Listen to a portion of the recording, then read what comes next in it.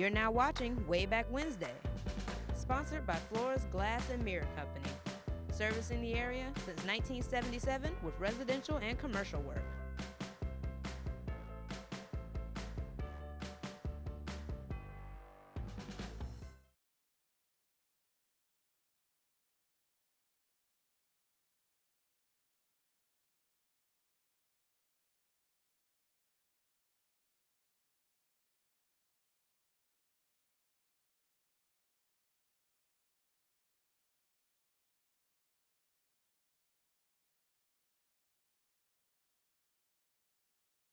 Hello, Rocky Mountain, and welcome to another episode of Wayback Wednesday. I'm your host, Randy Adcox, and if you're watching this on Wednesday, May the 19th, we are live. So good to be back. For those that may not be aware, I've been under the weather for a bit. I had to go around with COVID, and I think it was sometime around the first, second week of February when I did the last show, and they've been running reruns and replays, I guess you'd say, of this show ever since. And so I can't begin to thank everyone who has been so kind to me, your calls and your texts and your emails and your visits. I mean, it just means more than you can imagine. I am truly a blessed man in every sense of the word, and I know that. And it's good to be back. I hope you all have avoided COVID if you could. If you couldn't, I hope you had a mild case. I don't want to dwell on this tonight, but I will tell you that this is one of the sickest I ever remember being in my life, was going with this go-round of COVID. And for those that don't believe it's real or don't think it can be serious, trust me, it can be. It's just one of those things that's so bizarre that a disease can have so many different configurations depending on who it affects. But it made a believer out of me. 26 days in the hospital. Unfortunately, my father was not so fortunate. He and I got sick at the same time, and he passed away back in March. But I just want to let everyone know, if you haven't gotten COVID, you don't want COVID, and do what you feel you need to do to protect yourself. I think the good news is for all of us, we're on the tail end of it now. I think the numbers of infected people are certainly going down. Herd immunity, you keep hearing about that, is getting better, so fewer people are getting sick. More people are getting vaccinated. So anyway, the bottom line is, don't get COVID if you can avoid it, and if you can do anything to protect yourself against it, by all means do that. We are taking your calls tonight. 407-1111 is our number. As I said, we are live. Today is Wednesday, May the 19th. And tonight's going to be a bit of a revisit of some pictures we've shown in the past. And we'll get to those momentarily. But I want to kind of put out an APB, if you will, where I got a call about a week ago from Eric and Eric Dawson. If you're watching, I may want you to call in. In fact, I do, for that matter. Call in, please. But I want to try to do this story justice. But the gist of it, some of you may remember, particularly those of you who are a little more seasoned, there was a gentleman many, many years ago in the Rocky Mountain named Mr. Spiro Kanoukilis. He was from Greece, obviously, good Greek name there. And he and another gentleman had a restaurant in Rocky Mount called the New York Cafe. And besides being a great place to eat, from what I understand, Mr. Kanoukilis was very active in local sports. He contributed to the local athletic team, certainly Rocky Mount Senior High School, was a recipient of much of his generosity. He was before my time. He died, he died in 1959, so that was the year I was born. So I can't say I remember him at all, but I do remember there was a bust, a bronze bust of this gentleman either in or on the trophy case, I forget exactly, over at Rocky Mount Senior High School when I was there. And the story that I had been told recently is that there's been some renewed interest in that bust, and specifically what happened to it. Apparently it did not go when Rocky Mount Senior High School moved a year or so ago over to the new high school, and so it's not at the new high school, we know that. I've put feelers out all across Rocky Mount trying to see if we can track this thing down. If you know anything about the bust, if you remember seeing it, if you've got a story to tell about it, feel free to give us a call, 407-1111. The last we know anything about was sometime around 1980. There was an article in the Rocky Mount Telegram, and I walked out and forgot my glasses. I said, I'm going to try to do this without my glasses. But it talks about Mr. John, I can't pronounce his last name at the moment, John Ladutis. John Ladutis was Mr. Canucklid, I'm going to get them all filed up here in a minute, Spiro Canucklid's partner. There you go. These two gentlemen were partners in the New York Cafe. So anyway, when Mr. Ladutis, and I'm going to slaughter his name all night, I'm sure, when he passed away, sometime in 1980, I guess it was, an article was written, and it's very, very small print, so I'm just going to kind of skim over this, but the gist of the article says, not many years ago, the name of John Ladutis and his restaurant partner, Spiro Canucklid, were almost household words. Even today, there's a bronze statue of Spiro at Rocky Mount Senior High School. Now keep in mind, this article was written in 1980. So at that time, in 1980, that bust of Spiro Canucklid was still on display at Rocky Mount Senior High School over on Tillery Street. So anyway, it says the bust is on display at Rocky Mount Senior High, where he is greatly beloved by the students for his many contributions to the school's athletic teams. But there have been others, some who have passed on and others who remain in the community, which adopted them just as they adopted it. These Greek Americans not only have been good examples of being able to take their place in this business world, but they have been active in civic, fraternal, and religious affairs. The article goes on just to talk about a few other things, but Mr. Canucklid and Mr. Ladutis was certainly very active in Rocky Mount on a number of levels. From what I understand, from what I've heard, they were very well liked by the community at large. And so this bust of Spiro Canucklid has turned up missing. And that's not to imply that there's any foul activity afoot. We don't want to accuse anyone of anything. Our hope is that it's been misplaced. But if anyone remembers it or has anything that may shed some light on what happened to that bust of Spiro Canucklid after Rocky Mount Senior High School moved and became Rocky Mount High School again in a new building, we certainly appreciate it. I did a little bit of digging before the show tonight. Couldn't find any pictures of Mr. Canucklid or Mr. Ladutis or the New York Cafe as it was in operation, but I did find a couple of neat pieces of information. The 1950 city directory lists the residence of Spiro Canucklid as 210 North Raleigh Road. The restaurant, the New York Cafe, was located at 111 Tarboro Street. In fact, Lee, if you'll go ahead and put that first picture up, this is a recent picture, well, I'll say it's actually from 2012. There's a little white space there, I believe is the address, 111. Can you zoom in, Lee? I don't want to say anything wrong here. It's either that one or the one just to the right of it. But one of those two spaces is the old space that was occupied by the New York Cafe in the 1950s. And of course, these two gentlemen ran it together as partners. And you can see that's People's Bank there on the just to your right, and then across the railroad tracks on the far right of the picture, across the tracks would be the Planters Bank across the tracks over there. And I don't know, Lee, if you can get a zoom on that or not. It may get kind of blurry if you do. But in any case, that was the picture, only picture I could find of the location where the restaurant was. I did find that in 1955, I've got a 1955 city directory. And another interesting point, I'm not sure if these gentlemen were related. There's a possibility that one married the other's sister, I'm not sure. But they lived at the same residence, both the 1950 city directory as well as the 1955 city directory. Yeah, there you go. I think we can see the 111 now, Lee, on the door there on that white space.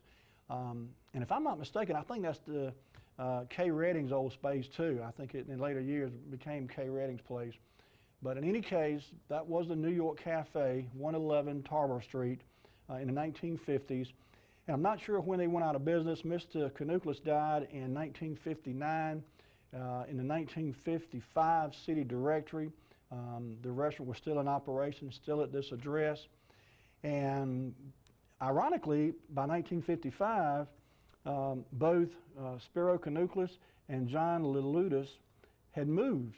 and they were living at 1234 Rosewood Avenue, still in the same residence. Their address in the city directory is listed as the same for both of these gentlemen. And yet there was another, and I'm guessing this could be a son of the elder Mr. Laludis, but James L. Laludis was listed as an occupation as being a city firefighter, and he had a wife named Virginia, and they too are being shown as a residence that was occupied by both Spiro Canuclis and John Laludis. So anyway, as is sometimes common, families will live together in one residence, and so I think that's probably what the situation was there. I don't have any further information about either these gentlemen or the business itself, but again, we're trying to find the bust that was on display at Rocky Mount Senior High School for many, many years. And so if anyone remembers seeing it or knows anything about it all, we're hoping that it got tucked away in a drawer or a cabinet or a closet somewhere, perhaps in a box. We're hoping it didn't get thrown away by accident. But anyway, there's some renewed interest in getting that bust back out in the public and pay some tribute to these gentlemen, particularly Mr. Canuclis. So anyway, all right. Let's go lead to the second picture because I believe this is, there you go. Leave it right here just for a minute. There's a couple things that jumped out at me. This is from the 1950 city directory. Of course, at the top of the page there you see the MC Comer. I'm not sure where they were located in 1950, but the last time I remember anything about this business, Comer Oil Company was down there on South Church Street. And in fact, Mr. H.C. Sharon ran it for many years before he finally retired here a couple years back. But I thought it was kind of interesting on this same page. And you see that highlighted in blue down near the bottom, the New York Cafe, and it lists Mr. John Laludis, and I think I called him Ladudis a while ago, but it's John Laludis and Spiro Canuclis were the partners in the New York Cafe. Interestingly, in both of these city directories that I found listings for Mr. Canuclis and Mr. Laludis, Spiro Canuclis' name is spelled S-P-E-R-O as opposed to the S-P-I-R-O like Spiro Agnew. And, but anyway, in the Rocky Mount Telegram article, it was also spelled S-P-I-R-O. But in both of those city directories, it was spelled S-P-E-R-O. Down at the bottom of the page, you see Waters Brothers. Waters Brothers, during this time in the 1950s, you see they did heating, roofing, sheet metal contractors. They now primarily do metal fabrication. And ironically, they're celebrating 100 years in business this year. In fact, they're having a bit of a, I don't want to say a party, it's not so much that, like a customer appreciation event tomorrow by invitation only from what I understand. But anyway, 100 years is a milestone for a business, and Waters Brothers certainly has achieved that. So congratulations to the fine folks over at Waters Brothers, and best wishes for many years of success in the future. Okay, over the last 2 or 3 weeks, I've had a couple of visits and some things dropped off to me, and in past shows we had talked about, for those that watch the show on a regular basis, you remember we talked about the Inglewood Lunch Bar and the Inglewood Tavern and Bobby Mears at Inglewood Supermarket over there on the edge of Inglewood. And so we've got some, these are actually advertisements that I believe appeared in the Rocky Mount Telegram. And so Lee, let's go into this first one, or the next one I should say in the list. This is a picture of an ad that appeared for the Inglewood Tavern. And interestingly, one of the interesting things about this particular picture is that the gentleman who is listed as proprietor of this business is Mr. Robert Carlisle. That name rang a bell with me, and I tried to see if I could tie him to the old Rio restaurant out on North Church Street. If I'm not mistaken, maybe someone can remember and call in and clarify this for me. But I believe the Rio restaurant was also run by Mr. Carlisle. Could have been a relative of this gentleman here, but in any case, this was from the 1950 city directory right here. Okay, and you see they're inviting the farmer to come on in and have some good food. They're not showing the address, but again, it was out there on the corner where the car wash is now, from what I understand. Okay, Lee, so let's go to the next one, if you would. And there we go. This is an advertisement here too. This one kind of got out of place. I should have shown this earlier. This is actually the one, another one for the New York Cafe. And of course, you can see there the residence is listed as 1234 Rosewood Avenue. And in this same 1955 city directory, Mr. Laludis was also listed at that same address, 1234 Rosewood Avenue. Okay, so I tell you what, I got myself out of order, but that's okay. We'll get it back on track here right now. Let's go to the next one, Lee, if you would. And I think this will put us back on track. And these are just ads that appeared in the city directories and or the newspaper. Okay, here we go. This is announcing the opening of the Englewood Tavern. And like I said, this was actually from 1944. This article, or this ad I should say, appeared in the Rocky Mount Telegram in 1944. This was some time before the Rio restaurant, and that's why I'm wondering if this was the same gentleman who opened that or perhaps a relative of his. But in any case, Mr. Robert Carlisle is shown, of course, as being the proprietor, or at least under the operation of Mr. Carlisle. And again, it could be, there was certainly some other Carlisles in the city. I ran across a few other, there was a Carlisle that was involved with one of the banks here locally in the 1940s and 50s. So probably related. That's somewhat of an unusual name, but anyway. Okay, Lee, I tell you what, I think we got one more that are in this same little group. And here you go. This is a dine at the New Englewood Tavern, and again, you see the address is listed at the very bottom down there as Nashville Highway at Englewood. At that time, I guess Sunset Avenue was referred to as Nashville Highway, at least out that part of Rocky Mount. And indeed, if you were to follow Sunset Avenue on, you'd carry yourself all the way to Nashville. So I guess it made sense that it would be known as Nashville Highway. Okay, all right, Lee, I tell you what, there you go. There's best wishes from Englewood Supermarket. And of course, Bobby Mears told me one time, many years ago, that he opened up Englewood Supermarket in 1949.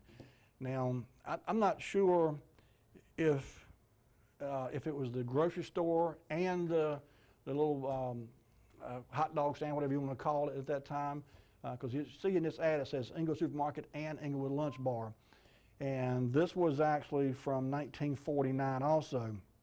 So I don't know if it opened both at the same time or one came before the other, but in any case, this ad from 1949, March in fact, of 1949, does show Englewood Supermarket and Englewood Lunch Bar as being at the same location.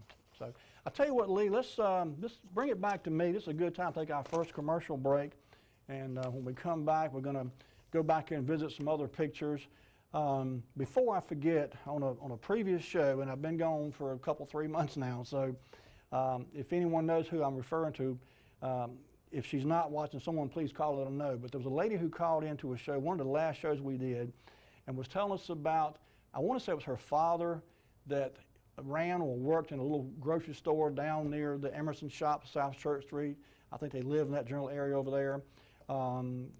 Eric Dawson has expressed some interest in talking with this lady if we can find out who she is and if she's interested in talking to him.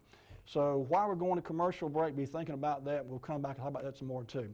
All right, Lee, take it away. We'll be back in a few minutes with more Wayback Wednesday.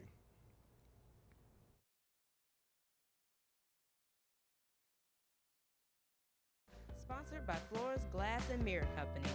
Servicing the area since 1977 with residential and commercial work.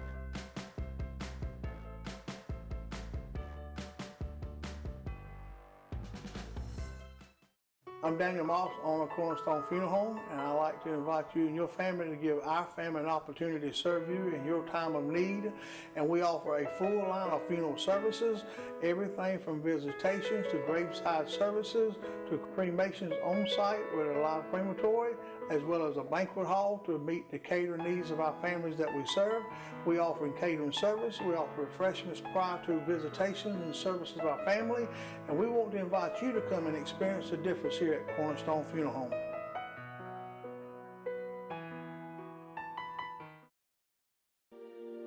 Hello, I'm Gus Tullis, here with exciting news on the Affordable Health Care Act special enrollment period. The enrollment period runs from February 15th through May the 15th. If you want to enroll now in the Affordable Care Act, call me today. There are no service fees, and all plans include preventable care options. Avoid costly bills. Let me help you find the best plan during this special enrollment period. Call me today, 937-6913. Hello? Yes, sir. I sure can help you.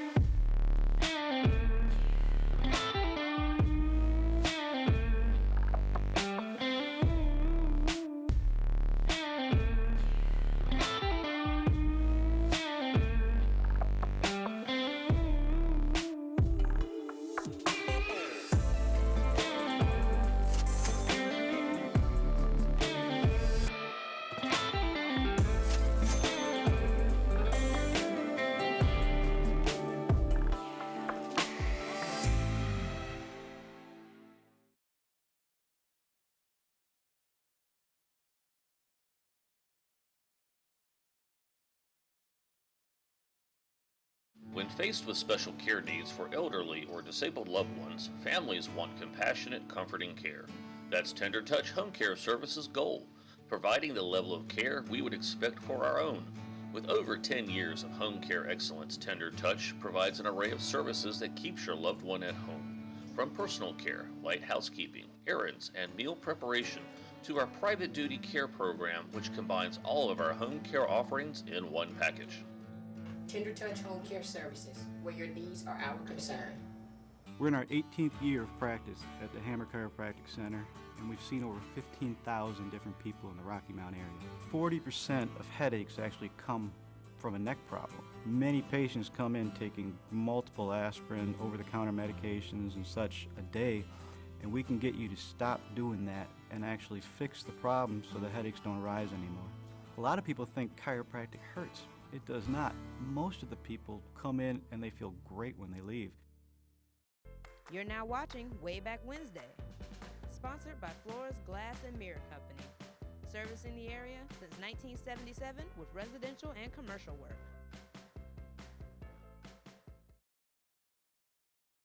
And we're back. Folks, if you're just tuning in, you're watching Wayback Wednesday. Today is May the 19th, and we are live. First time since early February. And it's so good to be back. So good to hear from the viewers. I've been truly blessed, and I know it. I had so many folks to call and wish me well, and the prayers and the well wishes and the warm thoughts just meant the world. And I tell you, I was very humbled by the outreach and the outpouring of just good vibes I felt from so many people in Rocky Mount. So thank you to all who made an effort to reach out to me in one way or another. And thank you for your thoughts and your prayers and your well wishes. I felt them all, and I really appreciate them all. During the break, we got a call from a viewer who was talking about a couple of stores that he remembered as a child over in the general vicinity of the Emerson shops.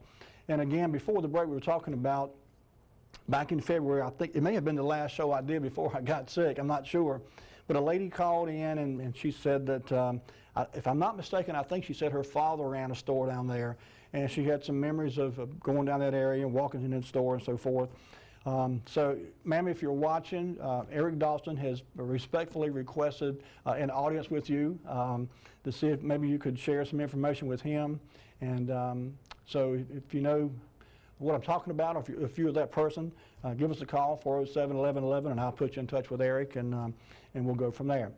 While I was looking tonight for specifically for pictures of the New York Cafe or Mr.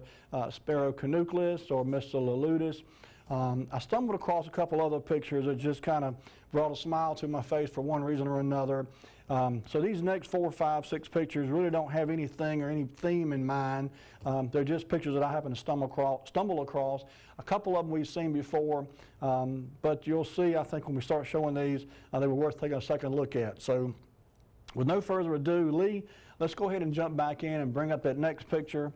And this was actually, oh, we got a call. Let's get this call. Hello, caller, you're on the air. Hey, Randy. Yes, ma'am. I think I am the lady you're talking about. My dad ran the shoe shop down at the Emerson shop. Yes, ma'am. So now tell me, was that like a little neighborhood convenience store or? All right, Mr. Lamb had a shoe shop down there on the end, the very end street, and the front half of it was like a restaurant. Okay. And then the shoe shop was attached to the side. It was all like one shop thing. Now, was the shoe shop a repair shop?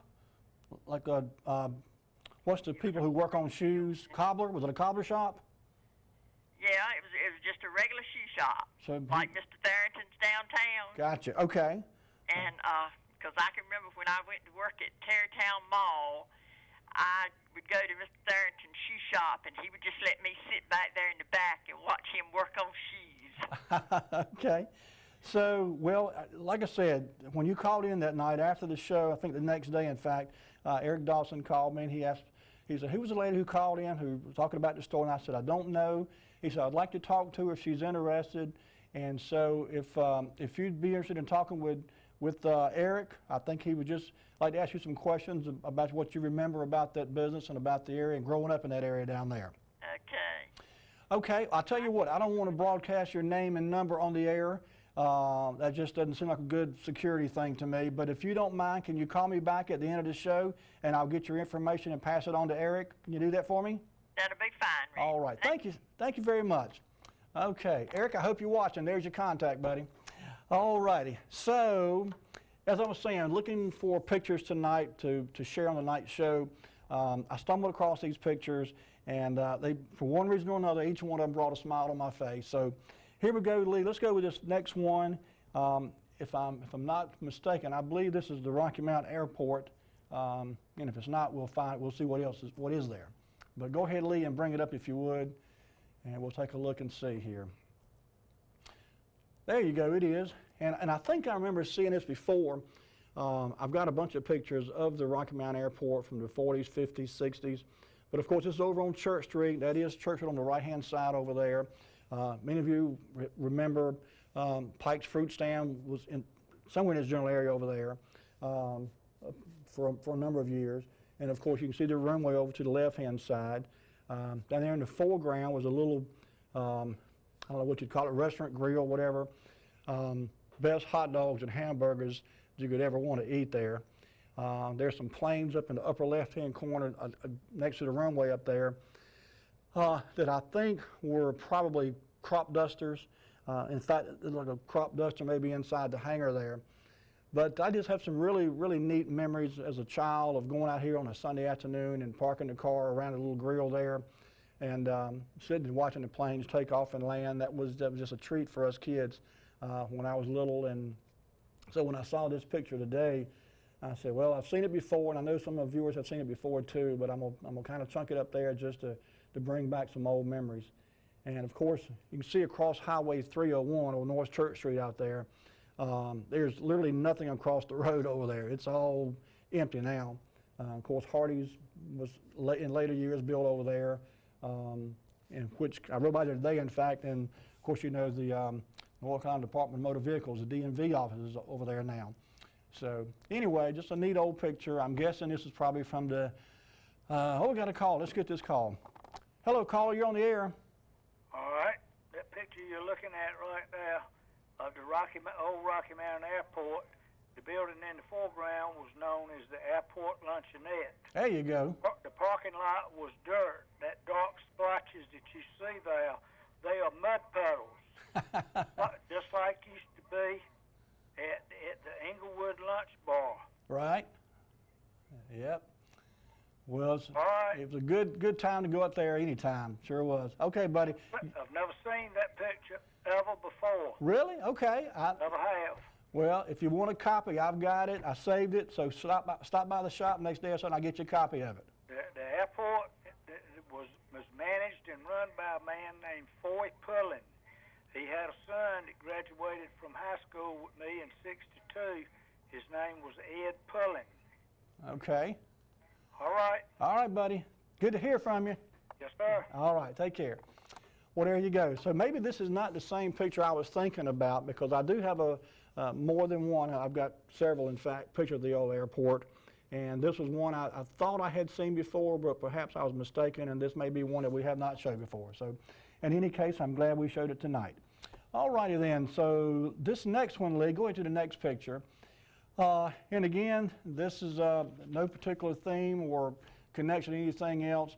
But this picture, by the way, these were everything I'm showing now was from the Charlie Killebrew collection from the 1950s and 1960s. And this picture was actually captioned as Weigh-in Cotton Bales Planters Oil Mill. And if you remember from past shows, we've talked about the Planters Oil Mill, and particularly the explosion that took place back over there, the big fire back in the early 80s. But, you know, of course, they took the cotton, the seeds out of the cotton and made cottonseed oil from it. And so this was, I guess, the way they received the cotton in big bales like this. And then they would weigh it and decide what they were going to pay for it, I guess, or figure a fair price for it. In any case, from here it would be sent on to a processing area to be turned into cottonseed oil. And as I said, somewhere around 82, I think it was, 83 maybe, that Planters Mill caught fire and burned up, and it is no more. So anyway, okay, all right, Lee, let's go to the next picture then.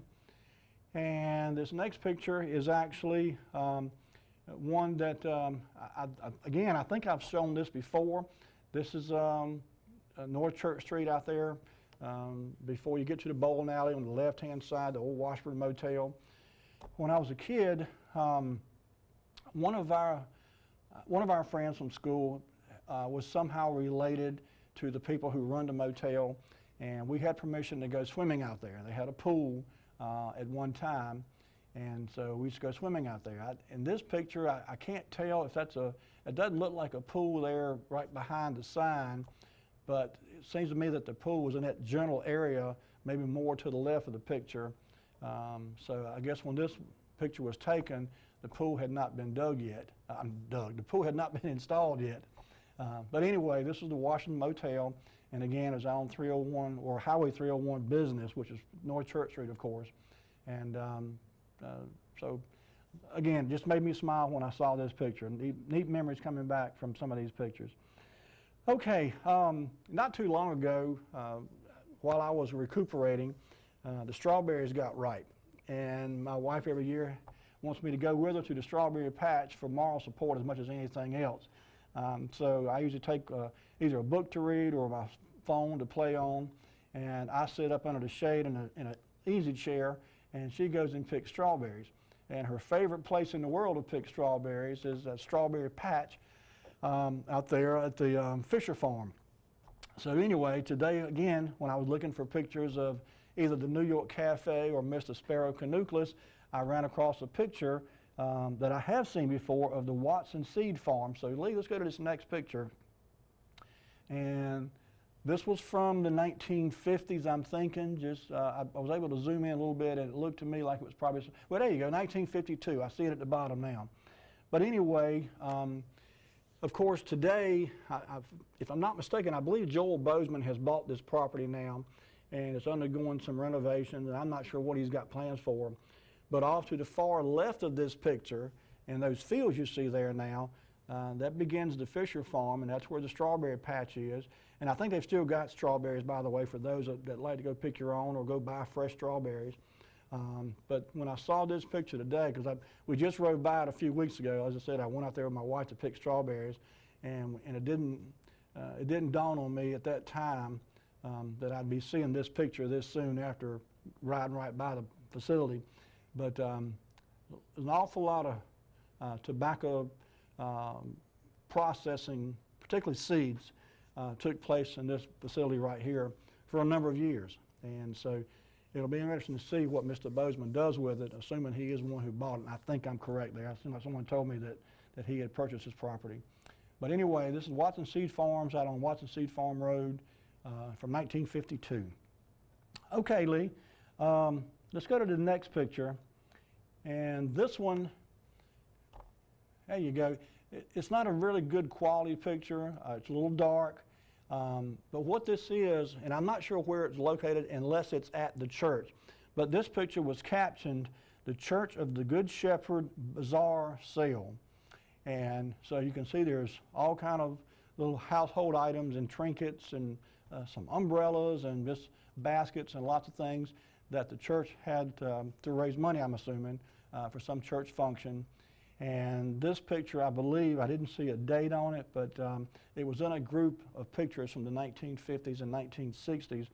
So I'm assuming it's from that time frame. And I'm not sure, maybe you may remember the pastor of that church, Charles Penick, I believe was his name, for many, many years.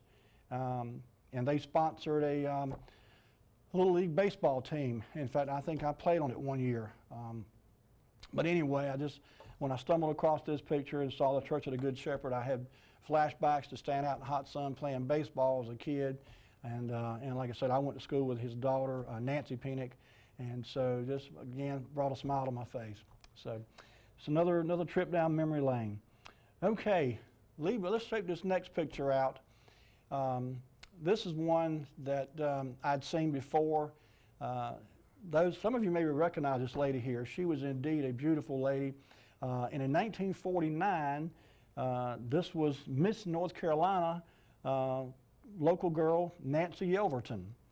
And I've seen a lot of pictures of her, obviously being Miss North Carolina. She got her picture taken multiple times in a variety of locations.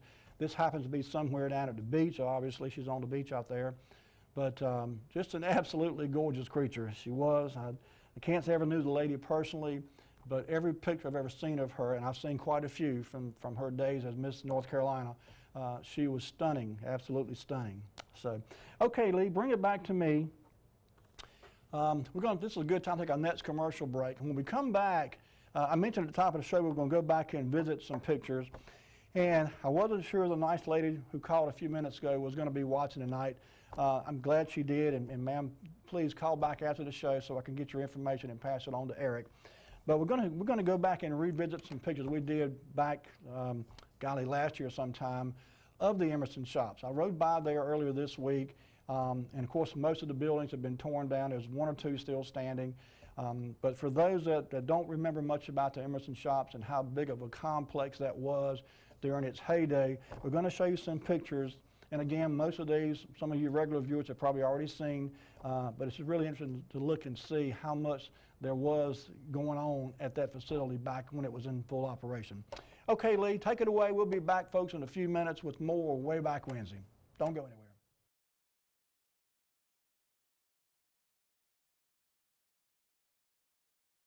Watching Wayback Wednesday, sponsored by Flores Glass and Mirror Company, servicing the area since 1977 with residential and commercial work.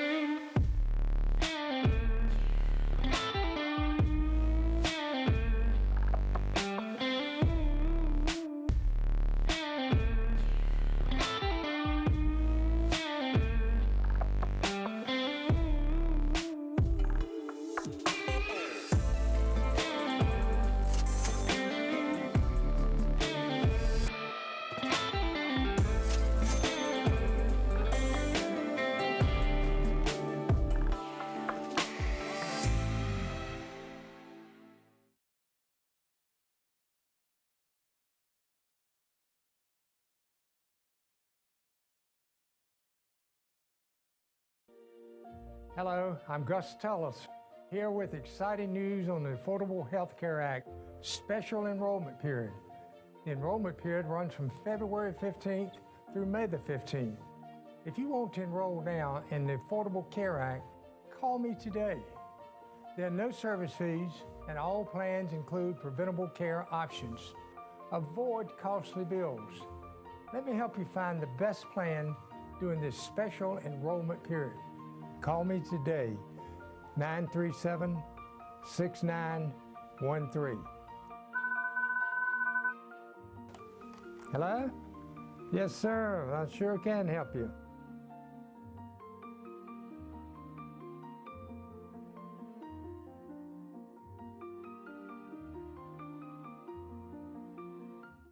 I'm Daniel Moss, owner of Cornerstone Funeral Home, and I'd like to invite you and your family to give our family an opportunity to serve you in your time of need. And we offer a full line of funeral services, everything from visitations to graveside services to cremations on site with a live crematory, as well as a banquet hall to meet the catering needs of our families that we serve. We offer catering service, we offer refreshments prior to visitations and services of our family, and we want to invite you to come and experience the difference here at Cornerstone Funeral Home.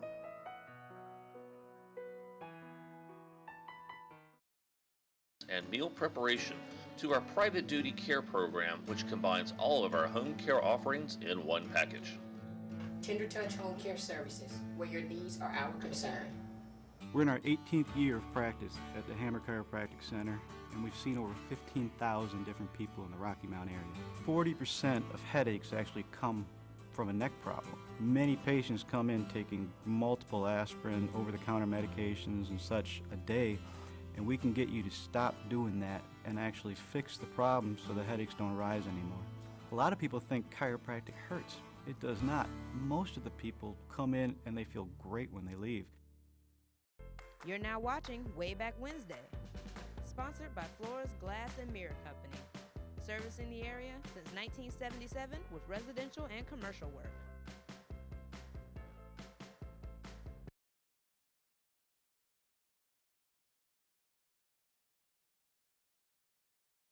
And we're back.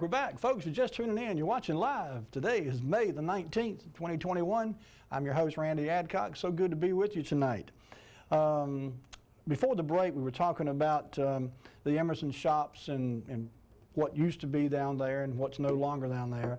And, you know, Rocky Mount can be certainly described as a hub for the railroad in many ways. The railroad was certainly instrumental in developing Rocky Mount in its early days, from the first trains coming through here in the 1830s, 1840s, all the way up through the 60s and 70s when Rocky Mount had a bustling train shop, repair facility, and so forth over in the Emerson shops. And coupled with it, the agricultural business around here with cotton, tobacco, and so forth, the trains just played an integral part in helping Rocky Mount grow and develop. There's been many people that spent a lifetime working for the railroad around Rocky Mount, and made a good living, I might add. You know, those who got in while the getting was good, as the old saying goes, made a good living working at the railroad, had good benefits, good retirement package, and so forth. And it was certainly well before the likes of Pfizer and the banking industry that came to town later years, and then Cummins Diesel and so forth. The railroad was one of only a handful of places that you were truly lucky to get a job and be able to stay there and work your entire adult working career and retire from there. So I rode down that way a couple days ago, not intentionally. I was actually on a service call, but I ended up in that part of Rocky Mount, and I just literally stopped on the side of the road and looked over there, and I thought, wow, there was so much there at one time, and now it's all but a skeleton of what it used to be. And I'm not sure when the plan is to completely remove what's left, but there's just not a whole lot left to remove. So with that being said, Lee, let's jump into these pictures. There's probably, I don't know, maybe a little over a dozen pictures in this group here. So we'll run these until we run out of time, and we'll take your calls, 407-1111. If you've got a memory you'd like to share with us, feel free to do that. And Lee, if you would, go ahead and put that first one up. And these are just all, well, that's a good way to start right there, Mr. Overton. But anyway, the next picture would be, here we go. And again, these are all part of this Charlie Killebrew collection. And I actually went and got these pictures from a prior show about a year ago that I had saved. And so I thought it'd be neat to go back and revisit these pictures and just to kind of get an idea. You can see from this image right here just how many buildings there were. It just goes on and on and on. Go ahead and lead to the next one. I don't want to spend a whole lot of time here.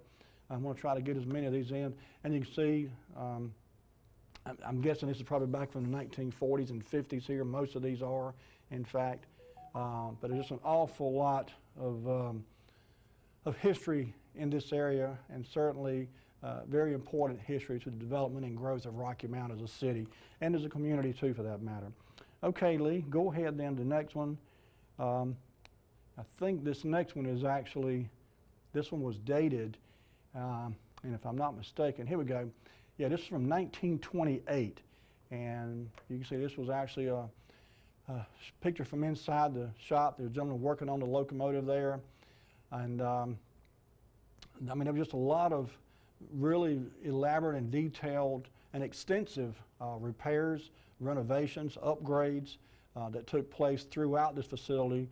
On everything from the locomotive at the front to the caboose at the back and all the Pullman cars in between, there were facilities there to perform these kinds of repairs and to get these trains back out on the track and making money for the railroad itself. So this picture here, actually, the original, now this has of course been copied a couple times here, but if you can find this picture, and I do have a really good copy of the original, but you can zoom in and there's a lot of detail in this picture. The tools that they use, the facility itself, there's just a lot of detail. It's an interesting picture to zoom in on and get a good detailed look at. Okay, Lee, let's go to the next one then. And this next picture was actually dated 1947. That's another picture from the church bazaar there. It kind of got out of place, I guess. We might have gotten a couple of those pictures and they just got a duplicate number on them. That's okay. Yeah, that's okay. That's all right. There you go. I think this might be the one from the 1947 era here.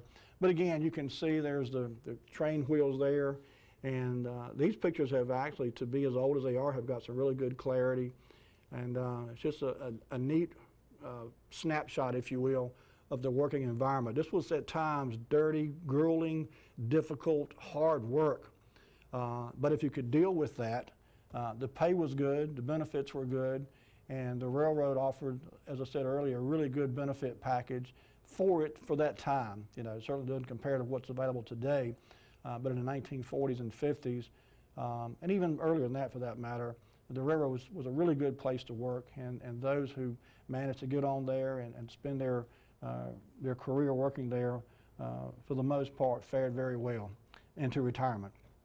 Okay, Lee, let's go to the next one then. Okay, this is a more recent picture. It was someone had managed to sneak in there. I don't know who this was, but we got a call. Let's get this call. Hello, caller, you're on the air. All right, you were just talking about the dirty, grueling work that was prevalent down there at the Emerson shops. Yes, sir. And I think I've spoke to you about this before. The Blackbird, Rocky Mount High School Blackbird logo, which came into place, I think in 1929. That would have been the year that the stock market crash was. But it came about, as I understand, from the employees that worked in the Emerson shops and how dirty and greasy they were. Mm-hmm. That's how the name Rocky Mount Blackbirds came about, from the large number of people that worked and were dirty with their job working in shops. Now, I've never seen anything written about that, but that's the way I understand that name Rocky Mount Blackbirds came into existence. Well, you know, that's interesting, and it would not surprise me because it was dirty work. I mean, locomotives and trains in general, just dirty.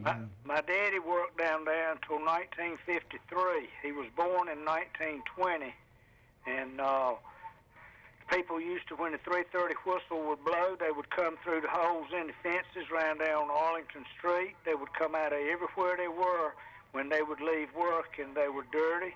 Mm-hmm. Everything down there with steam locomotives represented dust, dirt, grime, and filth. Right. But it was worth it if you could keep the job.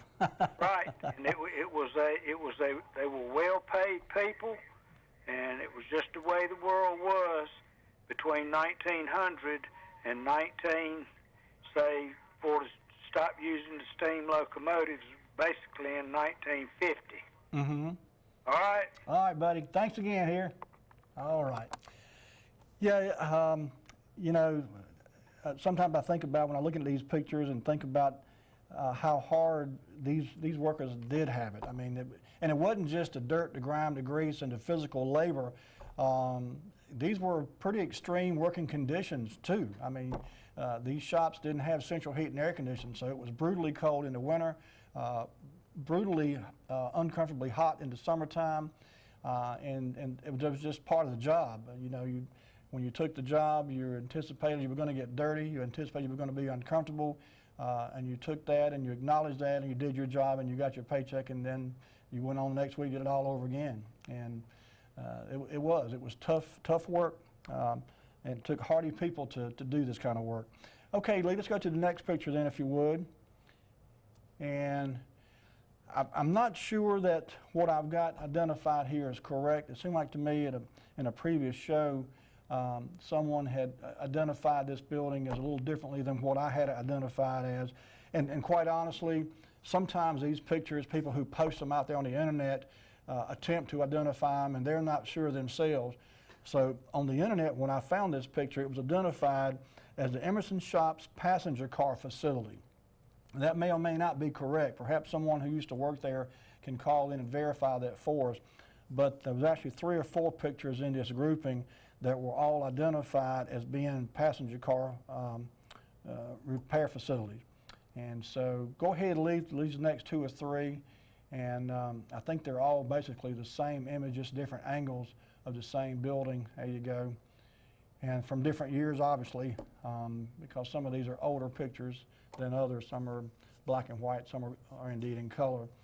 But yeah, as I said, I rode by here a couple days ago, and it was just a shame that there's 1 or 2, basically the structure, the skeleton, if you will, of some of these buildings still standing, but the vast majority of them have been torn down or fallen down, literally. Some of them were falling apart. And I'm not sure what the plans are for this area down here. You know, it's interesting if you think about it, the new intermodal transport facility that CSX is building out on the north end of Rocky Mount, out near Battleboro, by all indications is going to be every bit as big and massive an operation as the Emerson Shops were, but in a totally different manner. The CSX transport facility, from what I've been told, is going to be primarily a shipping depot to take freight on and off of trains, put it on and off of 18-wheelers and other means of transportation, and ship it out from there. So there won't be any repair of trains and the kind of work that was done at the Emerson Shops. But from what I've been told and from what I've read, the CSX intermodal facility out there at near Battleboro is going to be one massive operation when it gets fully up and running. So kind of gone full circle here from the early 1900s to the early 2000s, and the railroad is again making a huge impact on this area of North Carolina, and specifically Rocky Mount. So, okay, let's go to the next picture if you would. I think there's 3 or maybe perhaps 4 in this grouping here. There you go. And this is obviously a more recent picture, and you can see, as I said, some of these buildings and structures were starting to fall down on their own. And so I guess the railroad or someone contracted by the railroad has gone in there and for the most part finished taking these things down. And it's kind of sad in one sense, but that's progress, I guess. Okay, let's go to the next one then. There you go. There's another picture of that earlier view of the same building we saw earlier, another view of it, I should say. So, okay, Lee, let's go ahead then. We've only got a couple minutes left, so let's go ahead and go through these. I think this next picture might be of some fuel tanks. There you go. I seem like I remember hearing how many thousands of gallons of fuel these things held. I wouldn't try to guess a number now, but thousands of gallons for sure. And obviously that type of operation and type of activity that went on there, they were used on a regular basis. Okay, I think there's this next group in Lee is probably 3 or 4. Again, these are all identified as repair shops, at least in the caption. I don't know how accurate that is, but there was, I think, 5 or 6 pictures in this grouping that were all identified as just Emerson repair shops. So you can go ahead, Lee, and just blow through these, and we'll get. I think we're nearing the end of the bunch here. This Brian Ezel fella, I think might have been a past ACL employee. I seem to recall reading him somewhere that he had gathered these pictures and put them up. It was kind of an effort to preserve some of the imagery from this facility. Okay, Lee, you can go ahead there. There's another shot on the inside.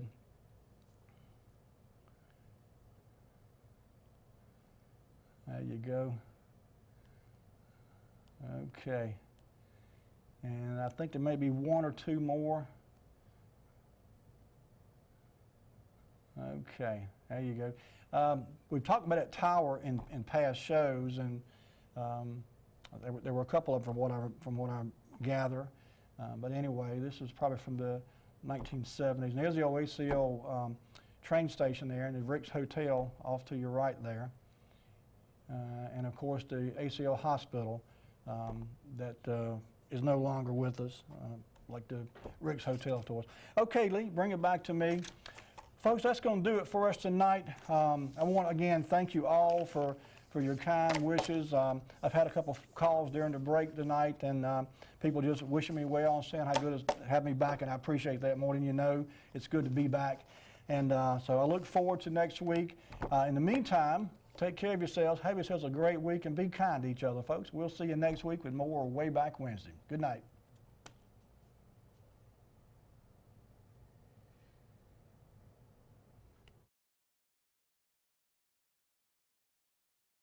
Watching Wayback Wednesday, sponsored by Flores Glass and Mirror Company, servicing the area since 1977 with residential and commercial work.